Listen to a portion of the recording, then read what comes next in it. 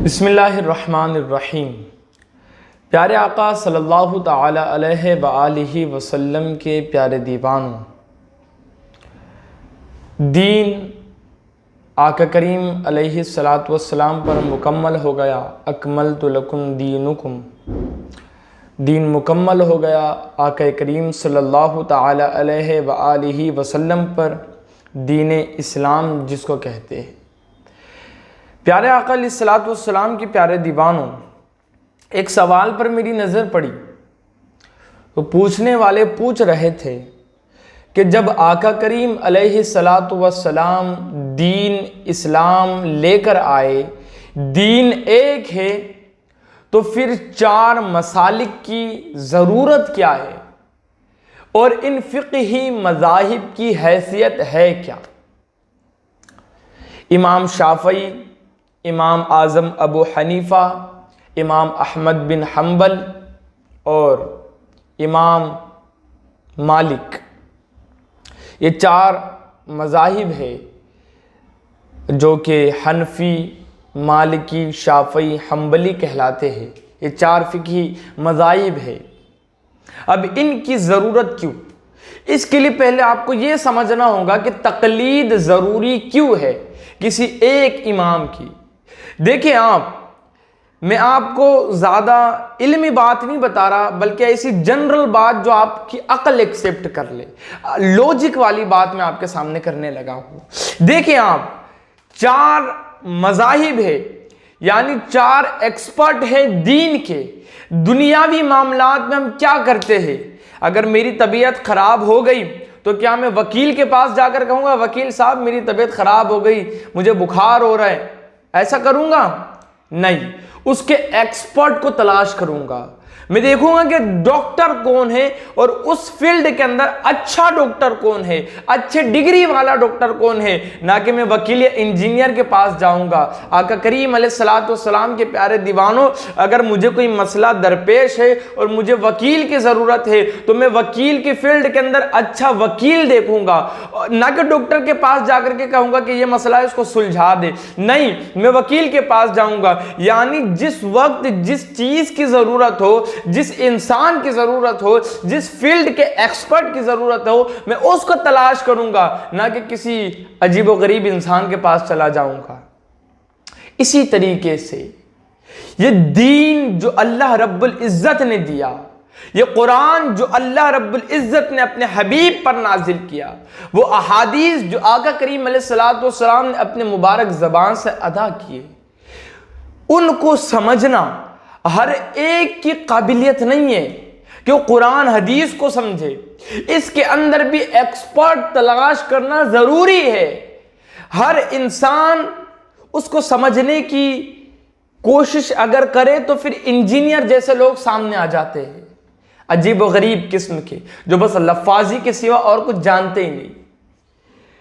तो उनको अब इस फील्ड के अंदर, दीन की फील्ड के अंदर, हम किसी ऐरे गहरे नत्थु खेरे को पकड़कर पूछेंगे नहीं कि इस आयत से क्या मतलब निकल रहा है, इस हदीस से मुराद क्या है। एक्सपर्ट को तलाश करेंगे और हर फील्ड में कई एक्सपर्ट होते हैं, कई एक्सपर्ट होते हैं। इसी तरीके से दीन के अंदर भी एक्सपर्ट्स मौजूद है जिनको हम इमाम कहते हैं। अब जिस इमाम की जैसी सलाहियत और जैसी तहकीक, उसके हिसाब से उसने मसला दिया। बेसिक बुनियाद एक है, बुनियाद सबकी तौहीद और रिसालत है, बुनियाद अलग नहीं, अकीदा अलग नहीं, फिक़ही तहकीक अलग है। बस तहकीक में थोड़ा सा फर्क है, बाकी सब सेम है। हम भी 5 वक्त की नमाज पढ़ रहे, वो भी 5 वक्त की नमाज पढ़ रहे, हम भी तकबीर तहरीमा कर रहे, वो भी तकबीर तहरीमा कर रहे, वहाँ भी क़िरत है, वहाँ भी सना है, वहाँ भी रुकू है, सजदा है। थोड़ा सा फ़र्क, वो भी तहकीक की बिना पर, हसद कीना जलन की बिना पर नहीं, तहकीक की बिना पर। उन्होंने कुछ और तहकीक की, इन्होंने कुछ और तहकीक की। आज भी होता है, तहकीकात के अंदर फ़र्क होता है और थोड़ी बहुत अलग चीज़ नज़र आती है। आप देख लें, साइंसदानों की फील्ड में देख लें, अलग है, तहकीकात अलग है, तो अलग ही मामलात है। तो सब की बुनियाद तो एक ही है, लेकिन थोड़ा बहुत मसाइल के अंदर, थोड़ा सा तहकीक के अंदर फर्क है, जिससे इंसान को जो मजहब सही लग रहा है वो उसी के हिसाब से चले। फिर हनफी तो इमाम आजम अबू हनीफा को पकड़ ले और उन्हीं के मसाइल, उन्हीं के तहकीक पर पूरा कामिल उतरे, वरना ऐसा नहीं कि इधर कुछ उधर कुछ। अच्छा, मजहब फिकही मजाहिब अलग है, मसाइल में थोड़ा फर्क है, दीन अलग नहीं है, दीन तो इस्लाम ही है। और सब ने, चारों अइम्मा ने जो भी मसाइल निकाले वो कुरान और हदीस से ही निकाले, अपनी तरफ से कुछ भी उन्होंने नहीं कहा, कुछ भी अपनी तरफ से नहीं कहा, सब अहादीस और कुरान के हिसाब से ही है। अब जो कुरान और हदीस के हिसाब से चले तो हुजूर ने तो फरमा दिया ना कि वो फिरका जन्नती है जो मेरे और मेरे सहाबा के नक्शे कदम पर चले।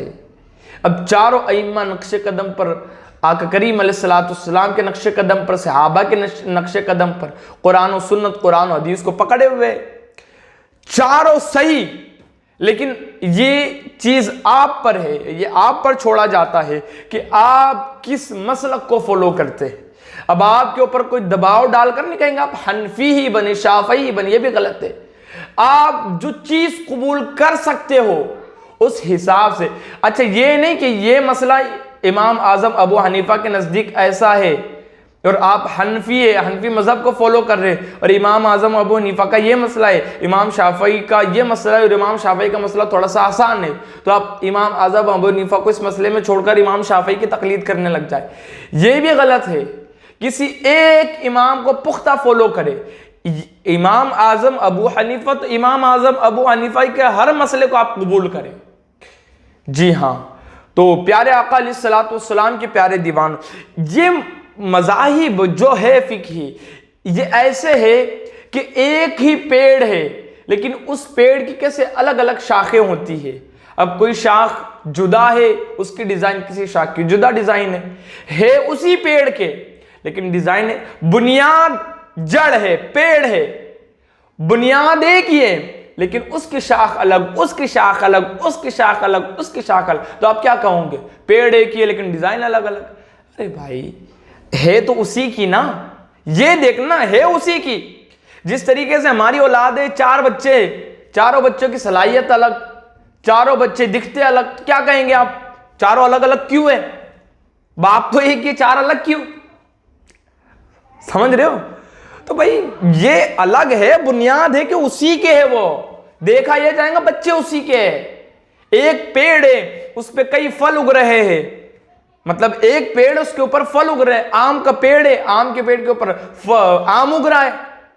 अब किसी आम की डिजाइन अलग, किसी आम का टेस्ट अलग, किसी आम का जायका अलग, दिखने में अलग, रंग अलग, क्या कहेंगे आप कि भाई अलग अलग क्यों है? अब क्यों नहीं है, उसी के। अब ये मसलियत है खुदा की कि उस अल्लाह ने जायका अलग अलग रखा, रंग अलग अलग रखा।